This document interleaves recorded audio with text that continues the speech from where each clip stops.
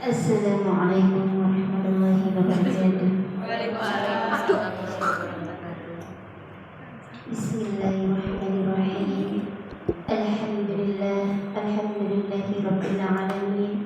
Wa bihi nasta'inu ala umuri dunya waddin. Assalatu wassalamu ala sayyidina wa maulana Muhammadin wa ala alihi wa sahbihi ajma'in, amma ba'd.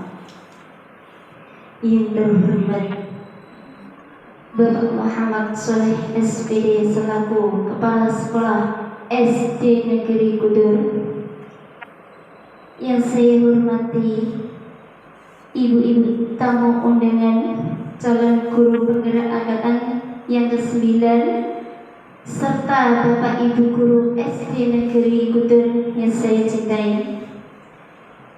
Di siang yang cerah ini, mari kita bersama-sama panjatkan puji syukur kehadirat Allah Subhanahu wa taala biqaulina alhamdulillahi rabbil alamin.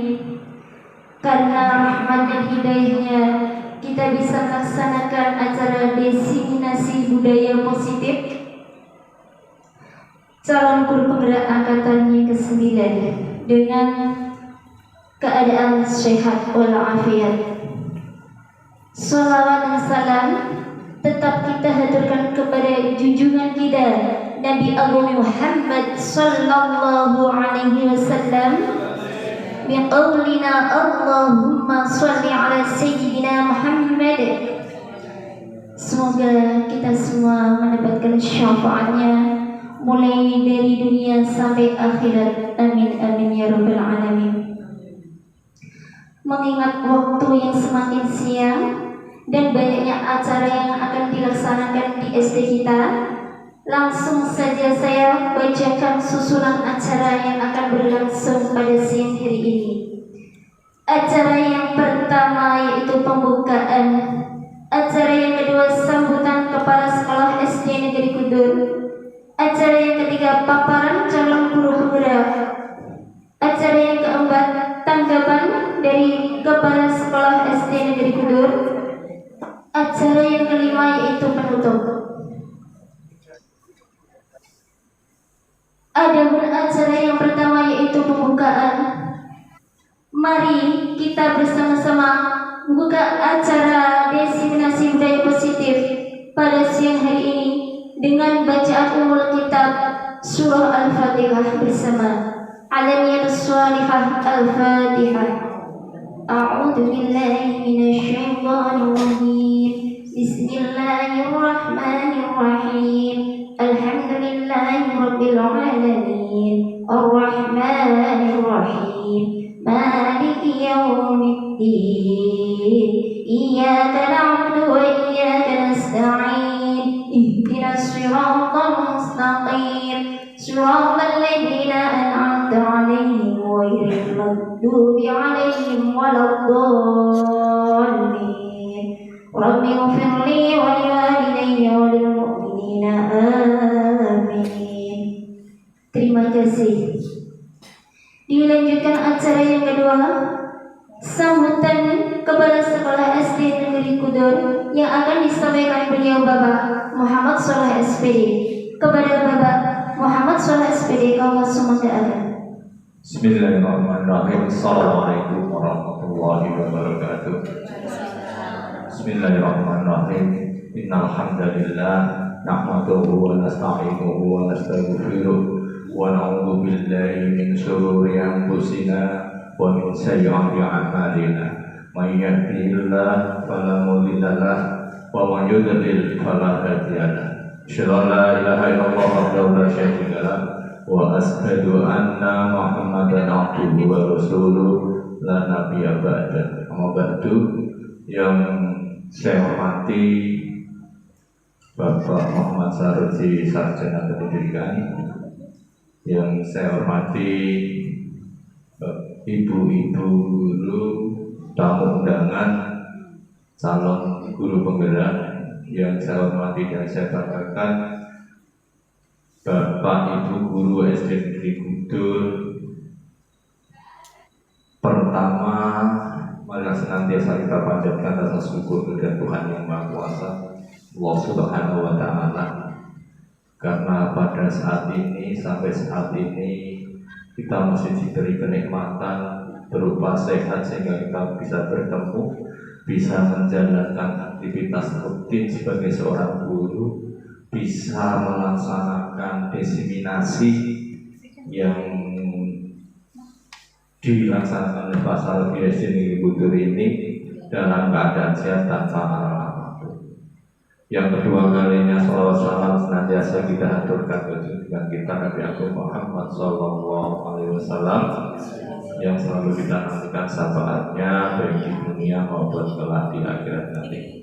Bapak Ibu yang saya hormati, langsung saja pada kesempatan ini akan saya sampaikan beberapa hal karena nanti di akhir acara mungkin ada penguatan yang harus saya sampaikan. Yang pertama saya sampaikan selamat datang, selamat bergabung di acara diseminasi pemahaman dan penerapan budaya positif. Diseminasi kalau tidak salah itu kan sebuah kegiatan yang ditujukan oleh kepada satu kelompok atau individu untuk mendapatkan informasi, dan yang punya target untuk mendapatkan informasi itu dapat melaksanakan informasi itu. Kalau tidak salah seperti itu Pak. Jadi kegiatan ini adalah menggali informasi dari yang hadir ini, kemudian nanti akan ditindaklanjuti, dilaksanakan sebagai prasyarat untuk mengikuti diklat calon guru penggerak di modul 1-4. Sehingga besar harapan saya selaku yang dituakan di sini, karena Pak Saroji adalah mitra kita dalam bekerja sebagai pemimpin, kami sebagai pelayan beliaunya. Jadi akan melayani apa yang diinginkan, akan melayani apa yang diperlukan sebatas kemampuan kami. Sehingga kami laksanakan seperti ini dengan waktu seperti ini. Mohon maaf karena banyak kegiatan yang harus diselesaikan. Nanti jam 1 ganti, kami tugas bertiga PKP, refleksi sampai jam 16, sehingga pelayanan yang kami berikan mungkin terkesan agak mepet. Itu Pak Saji, kami mohon maaf. Seorang pemimpin harus melayani semaksimal mungkin. Yang pertama, kemudian yang kedua, mohon untuk fokus pada kegiatan ini agar nantinya menghasilkan sesuatu yang bermanfaat untuk semuanya, untuk panjenengan yang hadir di sini semuanya, termasuk CGP Bapak Muhammad Saroji, agar berjalan sukses tanpa akses sesuai dengan target yang dicanangkan berapa bulan ke depan. Amin. Ini saja yang perlu saya sampaikan karena waktu kita juga nanti akan banyak. Yang terpenting adalah bagaimana paparan CGP dalam kegiatan siang hari ini. Terima kasih atas perhatian. Mohon maaf dari segala kegelapan saya. Saya akhiri. Assalamualaikum warahmatullahi wabarakatuh. Terima kasih. Dilanjutkan acara yang ketiga, yaitu paparan calon guru penggerak angkatan 9 yang akan disampaikan oleh beliau Bapak Muhammad Saroji SPD. Kepada beliau Bapak Saroji SPD, kau semoga.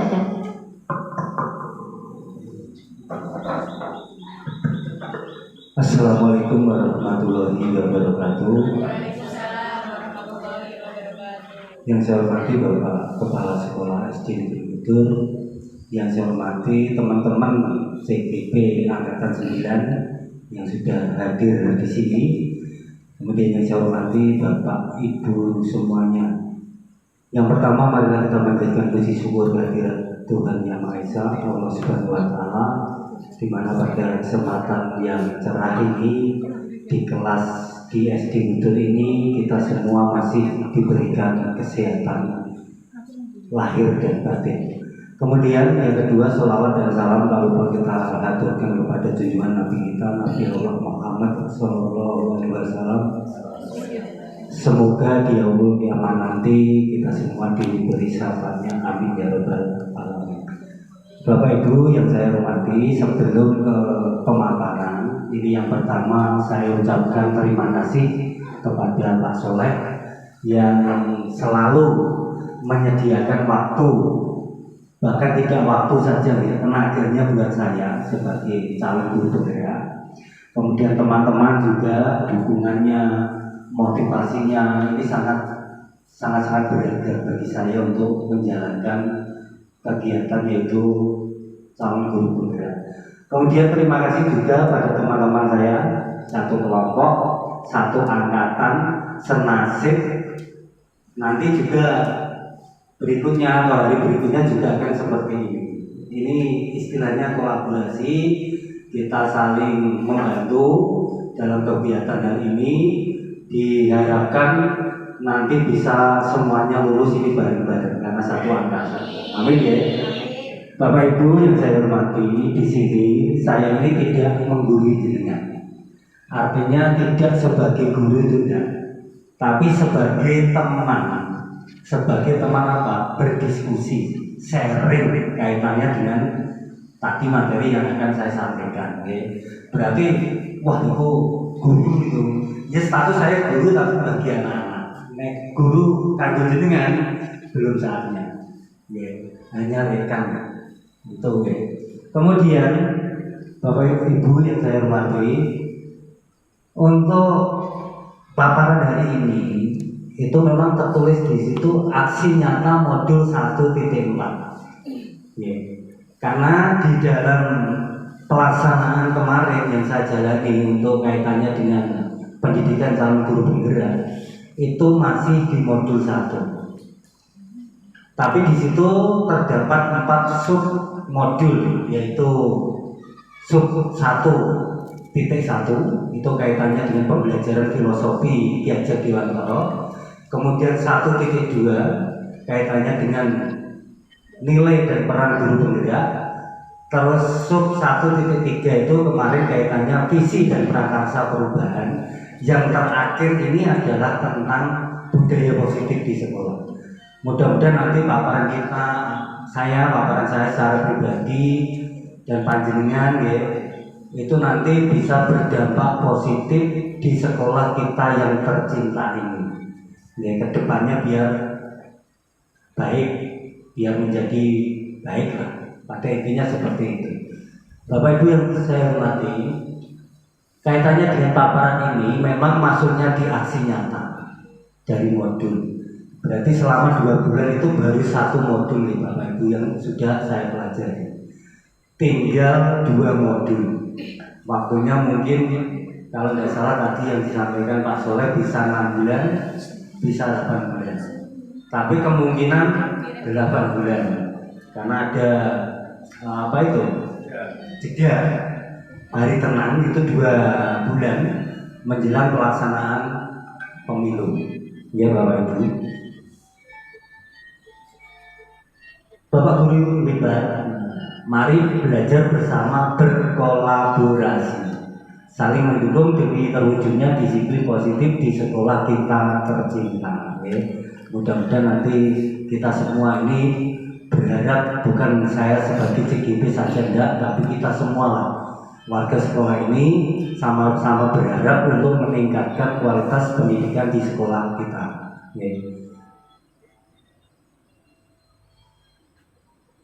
Untuk kaitannya dengan aksi nyata, modul 1.4 itu dengan ini modul budaya positif. Modul budaya positif ini didasari yang pertama perubahan paradigma belajar. Ini Bapak Ibu memang tak ambil dari modul-modul itu, apa yang saya dapat, insya Allah saya akan tuangkan ke panjenengan, saya sharekan ke panjenengan. Ini tujuannya biar sama-sama tahu, paling tidak ngerti sedikit-sedikit lah, itu kan. Yang kedua disiplin positif.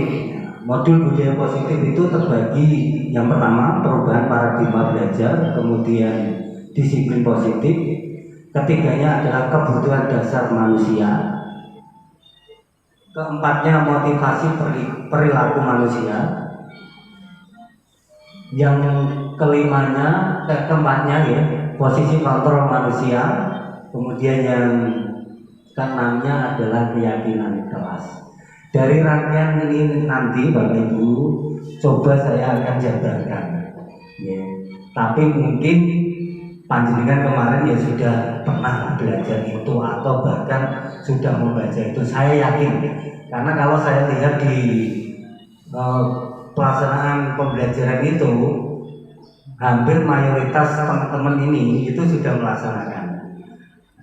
Barangkali ini sebagai penguatan saja atau sebagai tambahan informasi ataupun tambahan ilmu walaupun sedikit ya. Ya, yang terakhir ada segitiga restitusi. Ya, ini Pak Soleh, Bu Ari, Bu Sri yang ikut dalam pendidikan sekolah penggerak ini mungkin sudah tidak asing lagi kaitannya dengan keyakinan kelas, posisi kontrol manusia, segitiga restitusi. Ini coro bahasa Jawa ini kumpul kelotok ya. Bapak Ibu yang saya hormati, kaitannya dengan pembelajaran dengan paradigma baru, jenengan tak asing lagi, ini sudah dilaksanakan di sekolah kita. Walaupun belum sepenuhnya, tapi sudah mayoritas kita laksanakan. Pembelajaran dengan paradigma baru dirancang berdasarkan prinsip pembelajaran yang berdiferensiasi, sehingga setiap belajar sesuai dengan kebutuhan dari tahap perkembangan untuk mewujudkan profil pelajar Pancasila. Profil pelajar Pancasila yang berapa, Bapak Ibu? 6 ya. Apa nih sak lotok-lotok ya? Yang pertama kan apa? Beriman, bertakwa kepada Tuhan Yang Maha Esa dan berakhlak mulia. Yang kedua, berkebinekaan global. Ketiganya adalah bergotong royong. Keempatnya mandiri dulu. Kelimanya itu kreatif. Yang terakhir adalah bernalar kritis. Ini tak perlu tidak usah bahas panjang lebar karena paling tidak atau setidaknya itu panjenengan sudah tahu lah. Bahkan tadi yang saya katakan tadi sudah melotok ya. Kemudian selanjutnya disiplin positif. Nah, kita masuk ke yang kedua nih Bapak Ibu, kaitannya dengan disiplin positif. Disiplin positif dalam budaya kita makna kata disiplin. Kira-kira apa disiplin ini? Kenapa Bapak Ibu? Mengikuti aturan yang ada. Kalau kita terjemahkan atau kita pakai bahasa sehari-hari ya disiplin ya mematuhi peraturan itu loh. Ya loh. Dalam budaya kita makna kata disiplin itu dimaknai menjadi sesuatu untuk mendapatkan kepatuhan. Artinya dalam kegiatan kita, pembelajaran kita sehari-hari itu di kelas itu mesti apa? Orientasi kita itu mesti pengen mendapatkan anak yang disiplin itu. Tanpa itu, saya yakin kegiatan pembelajaran kita pasti akan terkendala. Berarti kuncinya adalah disiplin ya Bapak Ibu ya.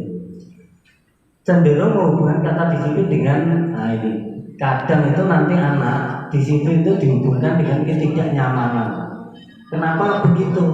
Nanti ada kaitannya dengan yang saat ini sedang kita jalani yaitu merdeka belajar. Ya. Ampun khawatir ya, nanti sampai di situ. Kemudian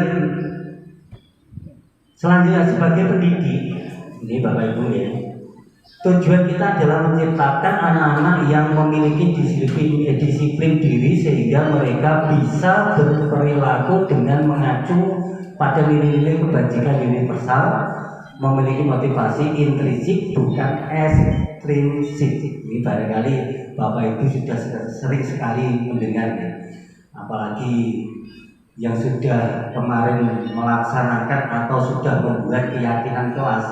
Nah, tahapan ini pasti sudah dilalui atau sudah dipahami. Ya.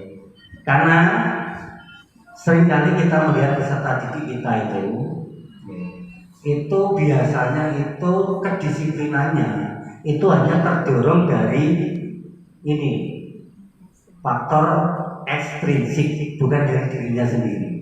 Contoh misalnya takut dengan guru, wajar dihukum dan lain-lain, itu namanya kedisiplinan yang timbul dari luar. Nah kita nanti akan belajar bagaimana itu kita menimbulkan kedisiplinan anak itu dari dalam hatinya sendiri, bukan dari ekstrinsik, melainkan dari intrinsik. Oke, itu nanti kita sampai di situ ya, Bapak Ibu. Disiplin positif merupakan salah satu cara penerapan disiplin yang bertujuan untuk menumbuhkan kesadaran serta memberdayakan melakukan sesuatu tanpa sogokan, ancaman maupun hukuman. Nah ini seringkali kita, jujur saya sendiri ya, kalau tidak seperti ini orang marah. Ya, ayo, boleh lagi nganu. Artinya apa? Nanti di dalam pembelajaran kaitannya dengan disiplin positif atau kaitannya dengan budaya positif di sekolah, ternyata saya baru ngeh Bapak Ibu ngeh itu baru tahu ternyata kenapa pemerintah melarang kekerasan atau dengan nada-nada kasar, itu ternyata di sini kan. Ya, intinya nanti di sini. Saya baru tahu tuh baru ini Pak Soleh mempelajari modul ini, baru ngeh, oh ternyata seperti itu ya. Ya. Lanjut ya Bapak Ibu ya. Kemudian yang ketiga, kebutuhan dasar manusia. Yang pertama ini jelas kebutuhan bertahan hidup. Kita sadari nih, manusia itu yang pertama memang kebutuhan secara jasmani dan rohani adalah kebutuhan untuk bertahan hidup. Itu kebutuhan yang primer yang tidak bisa kita tinggalkan. Itu berlaku untuk semuanya, tidak hanya peserta didik kita, melainkan bagi Bapak Ibu gurunya juga seperti itu. Kemudian yang kedua, kasih sayang dan rasa diterima. Yang ketiganya, penguasaan. Nah ini biasanya anak-anak itu cenderung itu punya punya kelebihan atau lain-lain, itu biasanya cenderung untuk bisa menguasai temannya. Ternyata kalau saya perhatikan itu ya di modul-modul itu saya baca itu ya ternyata apa ya, kita itu masih butuh proses belajar ke arah itu. Banyak yang kita belum apa istilahnya itu belum bisa, belum cukup. Oke. Kemudian kebebasan. Ini kaitannya dengan nanti ketika belajar itu kan peserta didik, anak didik kita itu diberi kebebasan. Terus kesenangan. Kemudian yang keempat, kaitannya dengan motivasi perilaku manusia. Motivasi itu Bapak Ibu itu dorongan yang timbul pada diri seseorang secara sadar atau tidak sadar melakukan sesuatu tindakan dengan tujuan tertentu.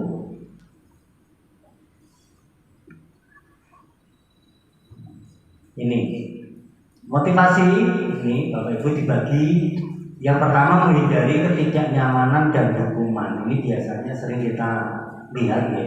Murid melakukan disiplin diri karena ia takut dihukum.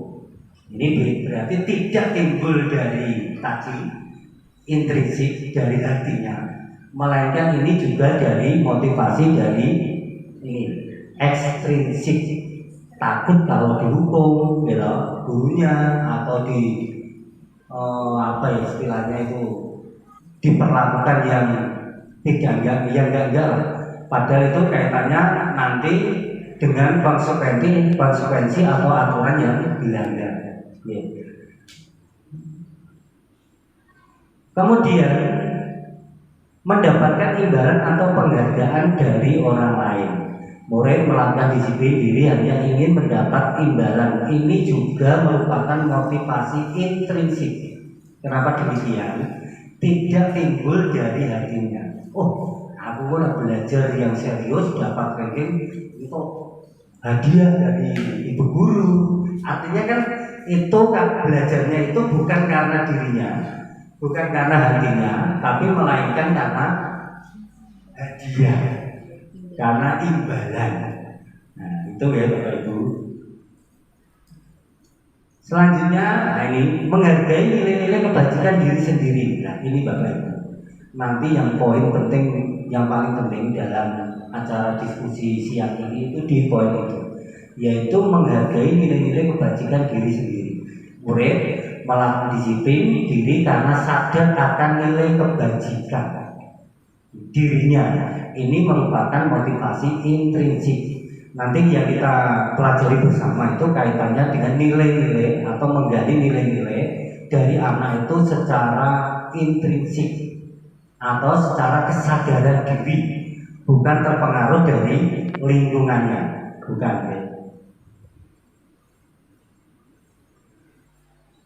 Konsep disiplin dengan identitas gagal.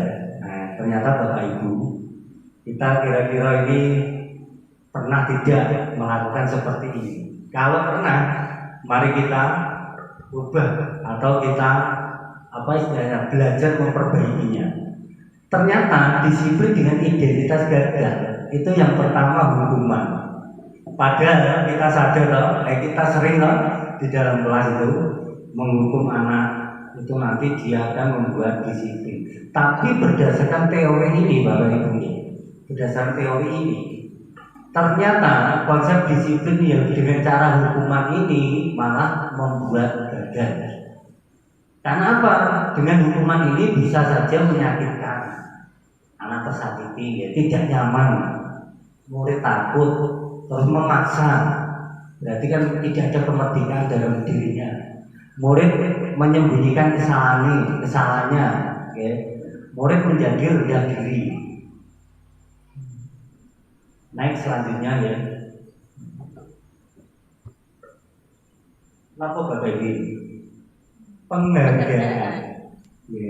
Ternyata yang kita lakukan setiap saat atau saat-saat tertentu, ternyata ini masuk di disiplin identitas gagal. Padahal memberi hadiah itu, zaman dulu kan ada namanya reward and punishment ya, penghargaan dan hukuman ya. Itu bisa juga untuk memotivasi anak. Tapi di konsep yang modul yang saya pelajari Bapak Ibu, ternyata masuknya ini penghargaan itu disiplin yang dengan identitas gagal. Artinya gagal itu berarti tidak berhasil. Karena apa? Ini Bapak Ibu tidak efektif, merusak hubungan. Contoh, misalnya Pak Yanto dapat hadiah, diberi penghargaan, sedangkan Bu Karti ini boten. Kira-kira respon pada anaknya apa? Iri.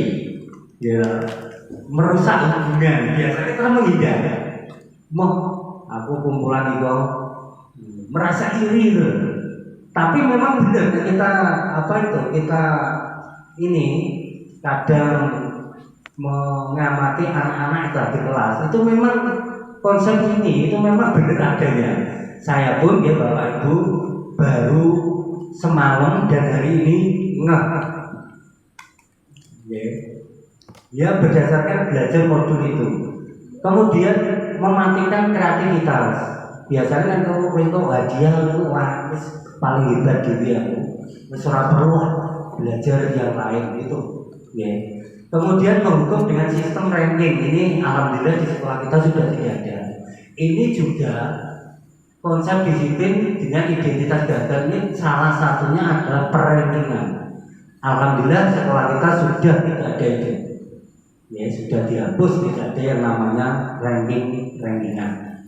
Kemudian merampas hak menghargai dirinya. Biasanya kalau anak itu diberi penghargaan itu malah dia itu cenderung ke hadiahnya itu bukan pada prestasi yang dimilikinya itu. Contohnya Pak Agus itu belajar ini pengen mendapatkan ini dari Bapak Ibu, contohnya seperti itu ya. Kemudian next Bapak Ibu, konsep disiplin dengan identitas sukses. Ini alhamdulillah saya amati teman-teman di kultur itu sudah menerapkan. Salah satunya itu sudah membuat kesepakatan kelas. Artinya kalau sudah ada kesepakatan kelas itu pasti ada konsekuensi yang dijalankan di kelas tersebut. Pertama, untuk identitas sukses, konsep disiplin dengan identitas sukses ini, yang pertama adalah konsekuensi. Murid menghormati peraturan, tapi perlu dimonitoring. Artinya setiap saat atau setiap waktu itu harus dimonitoring terus nih, monitoring berkelanjutan. Kemudian stimulus dan respon.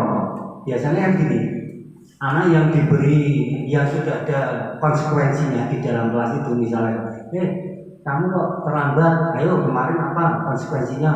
Iya bu, iya pak, saya harus begini, tahu. Nah itu. Kemudian yang kedua, ini Bapak Ibu, yang nanti kita akan bahas, yaitu restitusi. Kalau restitusi itu tadi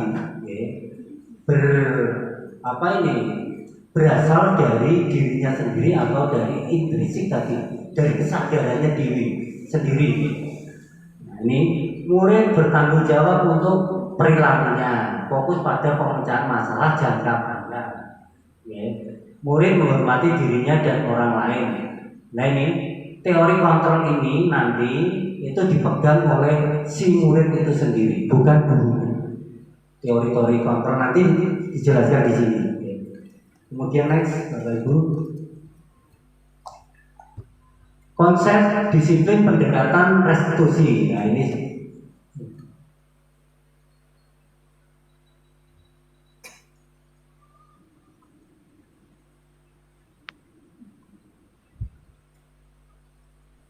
sebentar Bapak Ibu. Mohon maaf Bapak Ibu ya.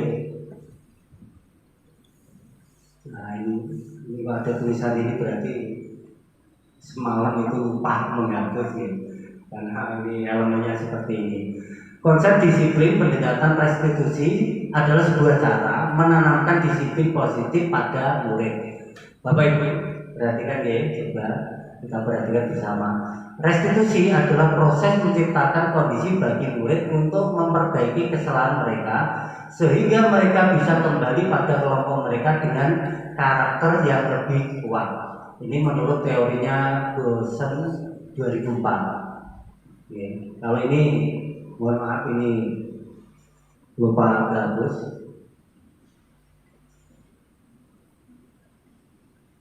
Ciri-ciri restitusi Bapak Ibu ya. Cirinya yang pertama itu bukan menebus kesalahan. Misalnya contoh, anak melakukan kesalahan dianya itu artinya tidak menebus kesalahannya itu tidak, tapi belajar dari kesalahan. Makanya nanti di segitiga restitusi itu cara penanganan masalahnya atau cara ini mengatasi masalahnya itu sangat simpel sekali. Di teori-teori yang sekarang mungkin di sekolah itu banyak sudah diterapkan.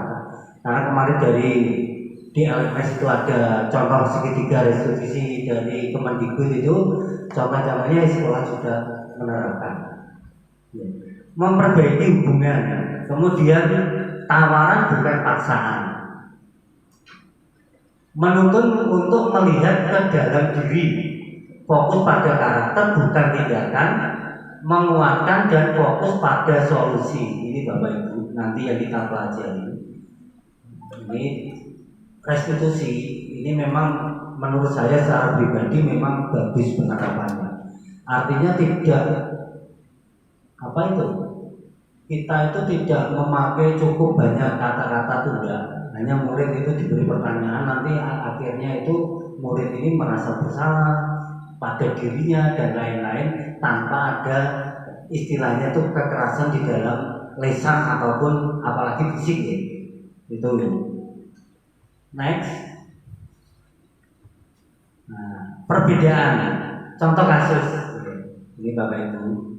Siswa sering tidak mengerjakan PR. Kita kan sering lihat putra putri kita itu penegara PR itu ada yang bagus, ada yang tidak, bahkan ada sama sekali jarang mengerjakan. Kita pakai hukuman. Guru menghukum siswa tersebut dengan berdiri di depan kelas selama 10 menit. itu hukuman. Nanti jenengan bedake, nggih. Guru marah dan murid menjadi takut. Oh, kowe iku ora tau garap PR, kowe iku wong apa? Biasanya. Nah ini itu namanya hukuman ya. Nah, terus selanjutnya kita bedakan dengan konsekuensi.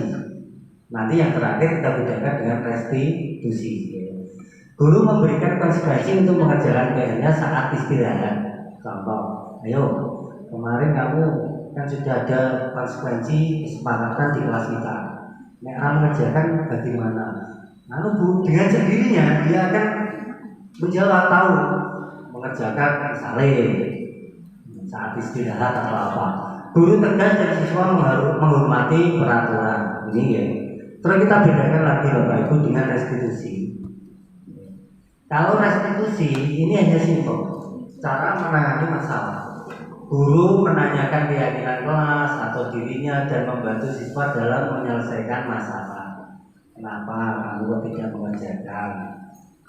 Padahal kamu tahu kan keyakinan kelas kita itu apa seperti kemarin. Kalau tidak mengerjakan itu berarti melanggar apa? Disiplin Bu, Pak akan tahu dari hatinya. Ini loh. Kelebihan di restitusi itu seperti ini Bapak Ibu. Walaupun aslinya ya jujur saja kita itu sering melaksanakan ini. Tapi alhamdulillah ini sudah bergeser, sudah bagus, sudah ada konsekuensi di dalam kelas kita masing-masing pun bergeser. Dan nanti kita sama-sama coba kita memakai ini restitusi. Ya, bukan resti penyanyi itu ya, bukan ya. Resti itu ya. Nah, berarti jangan berarti ngantor dulu. Selanjutnya Bapak Ibu, ini 5 posisi kontrol restitusi. Ini ada 5 ya. Yang pertama sebagai penghukum. Nanti jadikan ini. Aku kira-kira saya ini kira-kira di dalam kelas ini posisi saya itu sebagai apa? Ya. Kemudian yang kedua membuat rasa bersalah. Yang ketiganya sebagai teman.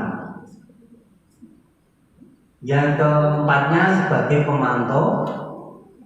Yang kelimanya sebagai manajer. Nah, ini kira-kira jenengan ini sebagai apa? Sebagai apa? Sebagai teman, pembuat rasa bersalah, penghukum, apa pemantau, apa tingkatannya yang lebih tinggi. Ini tingkatan, kalau manajer ini tingkatan sudah seperti Pak Soleh. Ini seperti manajer ini ya. Nah, penghukum, nah ini ya. Salah keluar. Membuat rasa bersalah itu biasanya menerapkan segitiga restitusi. Dikasih pertanyaan, iya Bu, saya salah, saya akan melakukan saya seperti ini. Itu kan didasarkan dari hati nuraninya, bukan dari pendapat kita itu. Kalau teman ini lebih asik lagi. Pemantau itu hanya sekedar mantau murid, ya, seperti itu. Kalau manajer ini sebagai apa ya? Istilahnya itu sebagai orang yang bisa menemukan solusinya secara cepat. Ini biasanya manajer ini sudah kapasitasnya di bawah Pak Soleh, manajer. Contoh penerapan 5 posisi kontrol. Kasus, ini Bapak Ibu dengan bersani, siswa kita tidak memakai atribut lengkap saat upacara.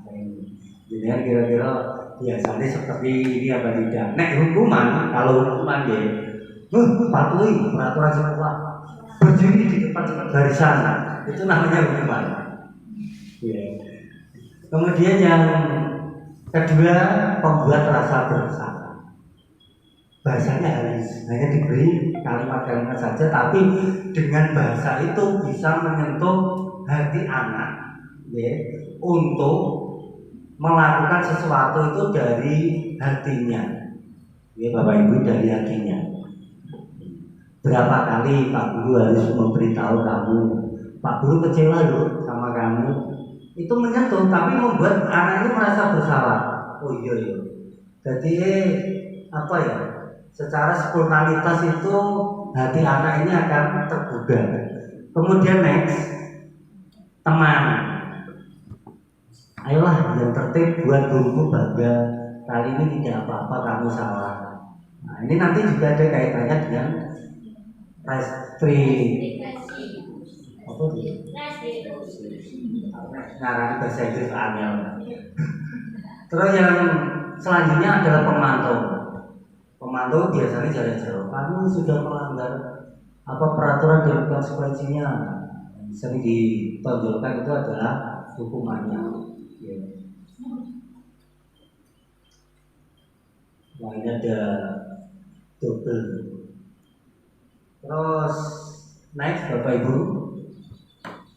Sekarang kita masuk ke poin pada acara diskusi ya, siang hari ini, yaitu tentang keyakinan kelas. Ya Bapak Ibu. Poin yang utama tadi yang saya sampaikan, saya belajar modul 1 itu poinnya ada di sini. Di keyakinan kelas nanti diterapkan, nanti penyelesaian masalahnya itu pakai segitiga restitusi. Ya Bapak Ibu. Nah ini Bapak Ibu. Mengapa keyakinan kelas? Mengapa tidak peraturan kelas? Kira-kira bagaimana jawabannya, Bapak Ibu? Kenapa kok keyakinan tidak peraturan saja? Ya. Apa kira-kira?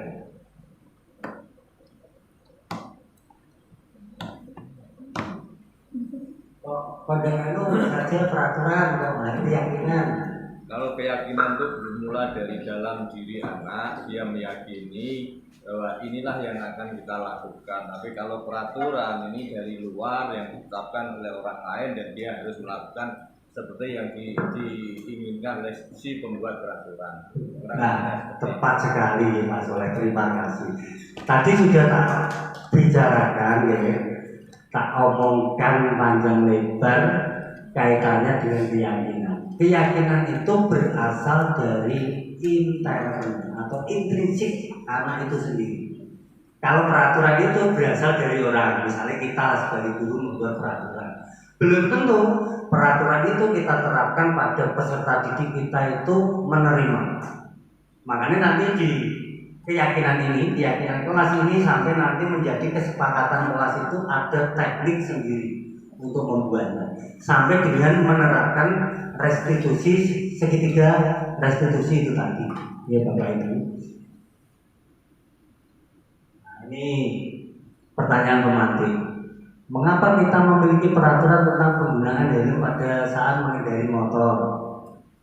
Peraturan memakai helm. Mengapa kita memiliki peraturan tentang menggunakan masker dan cuci tangan? Kenapa kira-kira Bapak Ibu? Kenapa? Ini penggunaannya itu Pak mengendari motor. Kira-kira kenapa? Terus penggunaan masker dan mencuci tangan. Apa kira-kira? Kalau menggunakan helm itu ya kita selamat. Selamatan. Ya.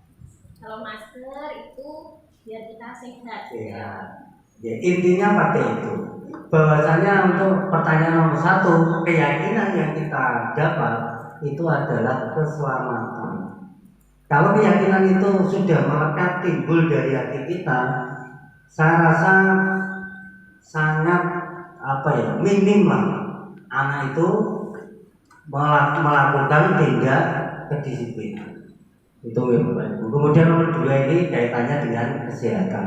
Wah, aku orang dulu masker udah sakit dan lain-lain, itu kaitannya dengan kesehatan diyakini oleh kita bahwasanya itu semua itu adalah merupakan keyakinan yang lahir dari dalam diri, itu ya maksudnya. Terus nah ini untuk membuat keyakinan kelas Bapak Ibu, ini ada tahapannya ya.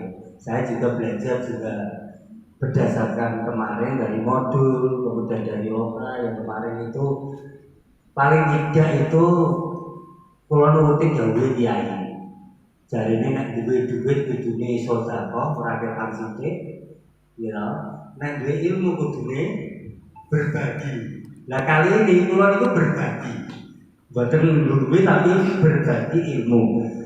Nanti kalau sudah ada yang ngerti atau sudah pernah dipelajari, yang semakin lebih mendalam lagi. Ya.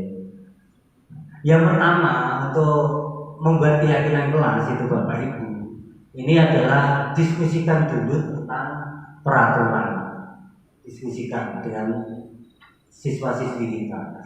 Kemudian merumuskan peraturan, dirumuskan.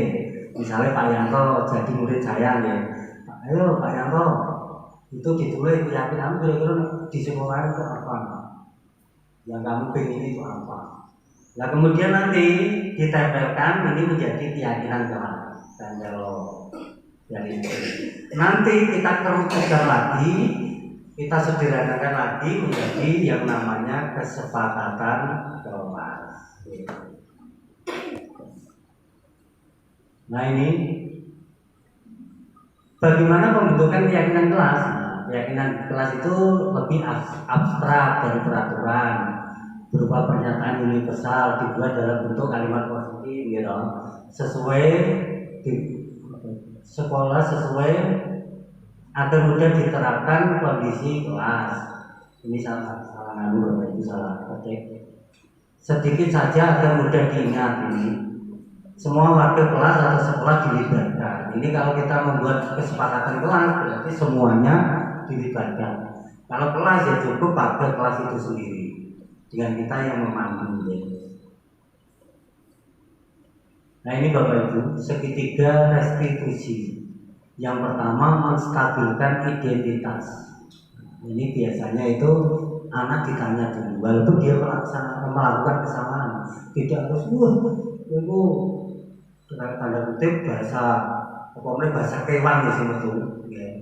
Nah sini tidak ada bahasa kasar itu di dalam teorinya segitiga restitusi ini tidak diambilkan. Bahkan hanya ini apa itu? Hanya memberi pertanyaan sedikit-sedikit, sangat simpel. Tidak langsung menyalahkan siswa. Ini tidak boleh. Walaupun memang salah. Memang salah. Kita lihat juga melakukan kesalahan, tapi tidak boleh langsung bahasa keren zaman sekarang anak-anak muda to the point. Tidak boleh seperti itu. Kemudian validasi tindakan yang salah. Ini biasanya diberikan alasan.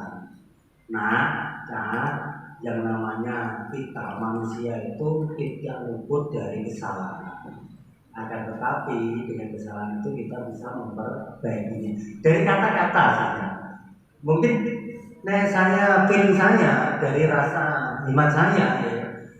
Memang kalau kata-kata itu bisa menyentuh kolbu ya. Contoh, misalnya jenengan itu ndonga lagu sing kata-katane mas melankolis lah.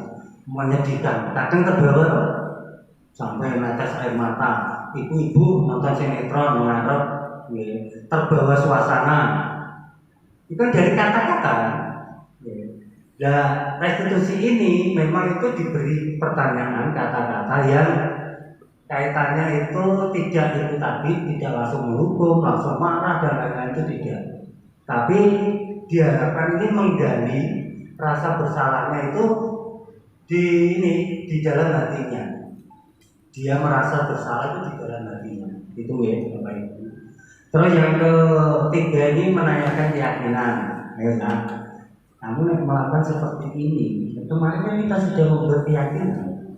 Kira-kira keyakinan yang kamu langgar apa? Mana Pak?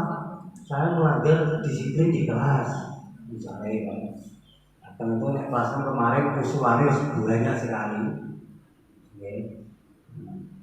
Itu ya Bapak Ibu ya. Ini kaitannya dengan segitiga restitusi. Terus next. Contoh, nah ini contoh penerapan segitiga restitusi. Nah, ini Ibu Siti, Bu Win, yang mengajar di kelas saya itu mesti bisa hafal. Ya tapi yang namanya manusia walaupun itu peserta didik, anak didik kita, ya kita harus tetap sayang, ya. Tetap diberikan apa itu hak yang sama.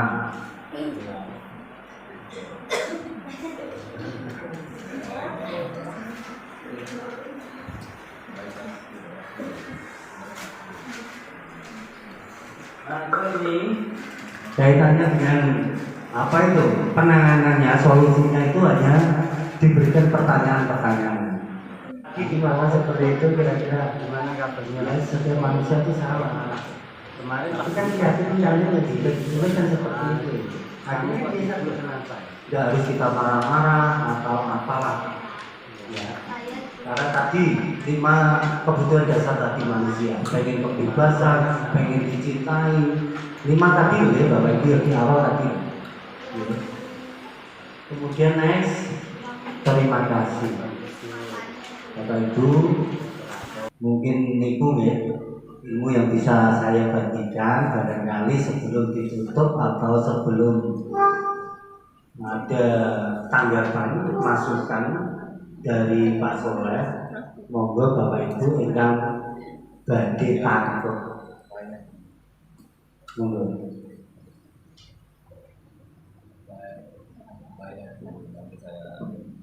Monggo Bapak Ibu, barangkali ada yang tanya.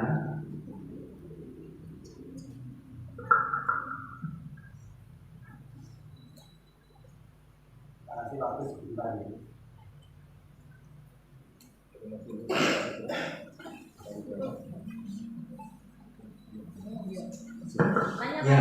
Ya, monggo Bu. Bedanya kesepakatan dan keyakinan kelas. Ya. Untuk keyakinan tadi kan sudah tak jelaskan panjang lebar. Keyakinan itu merupakan apa? Ini dasar atau kepercayaan dari hati nuraninya atau dari intrinsik bersumber dari dirinya. Kalau dikaitkan dengan apa tadi? Kesepakatan. Keyakinan yang sudah anak-anak ini yakini atau tertuang tadi, ya, yang sudah ditulis ini nanti akan disetujui oleh warga kelas itu sendiri. Nanti akan menjadi kesepakatan bersama. Berarti keyakinannya itu digali dulu berdasarkan hati nuraninya anak-anak.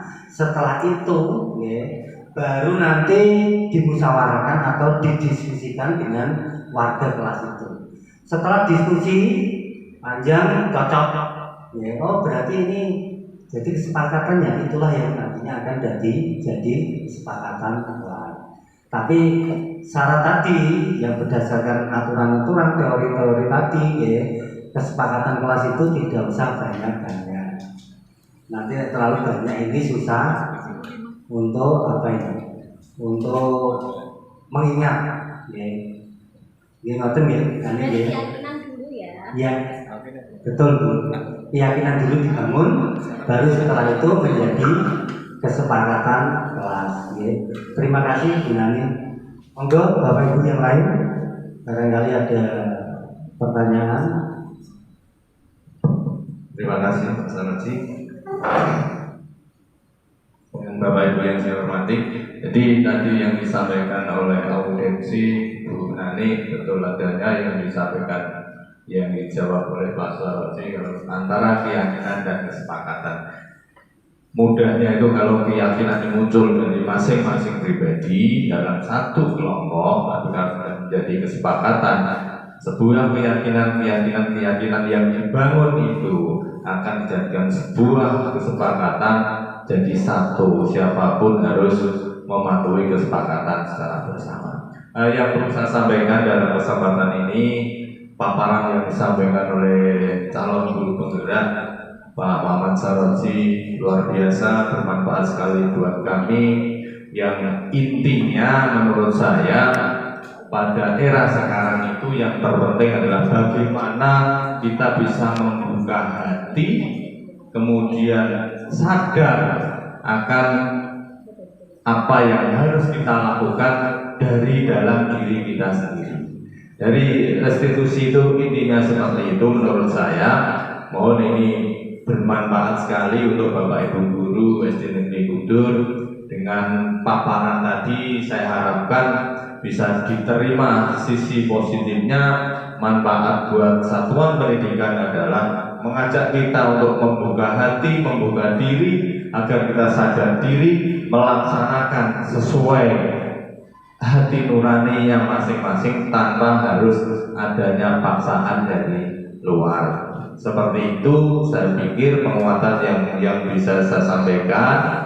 Semoga acara ini bermanfaat. Untuk selanjutnya monggo untuk Pak Saroji atau untuk yang lain, kalau memang masih ada yang mau ditanyakan, monggo ditanyakan. Kalau sudah cukup, saya kembalikan kepada pemateri Bapak Muhammad Saroji. Terima kasih.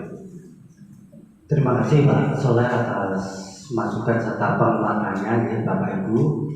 Barangkali tadi yang disampaikan oleh Pak Soleh masih ada yang mengganjal, sekiranya pengen ditanyakan atau apa, atau punya unek-unek kaitannya dengan diskusi materi pada siang hari ini, monggo dipersilakan. Atau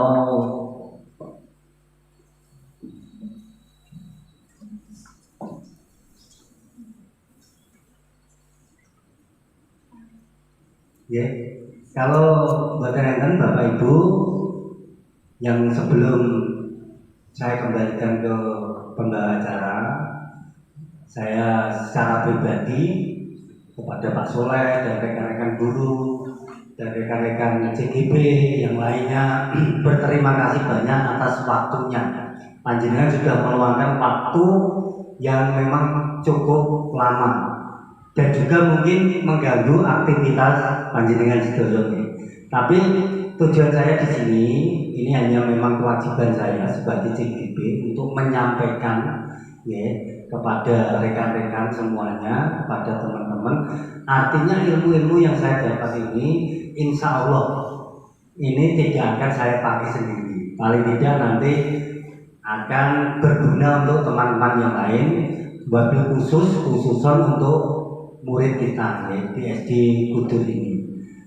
Ya Bapak Ibu, itu mungkin paparan dari saya, kurang lebihnya saya mohon maaf. Ini tak kembalikan ke pembawa acara, monggo. Tapi sebelumnya wassalamualaikum warahmatullahi wabarakatuh. Terima kasih. Demikianlah acara diseminasi budaya positif yang sudah langsung pada siang hari ini. Dilanjutkan acara yang selanjutnya yaitu penutup. Sebelum acara saya tutup, saya sebagai pembawa acara, apabila ada tutur kata dan tingkah laku yang kurang berkenan di hati Bapak Ibu semuanya, saya mengaturkan mohon maaf yang sebesar-besarnya. Mari kita tutup acara pada siang hari ini dengan bacaan hamdalah bersama. Alhamdulillahirabbil alamin. Akhirul kalam, wabillahi taufiq wal hidayah. Assalamualaikum warahmatullahi wabarakatuh.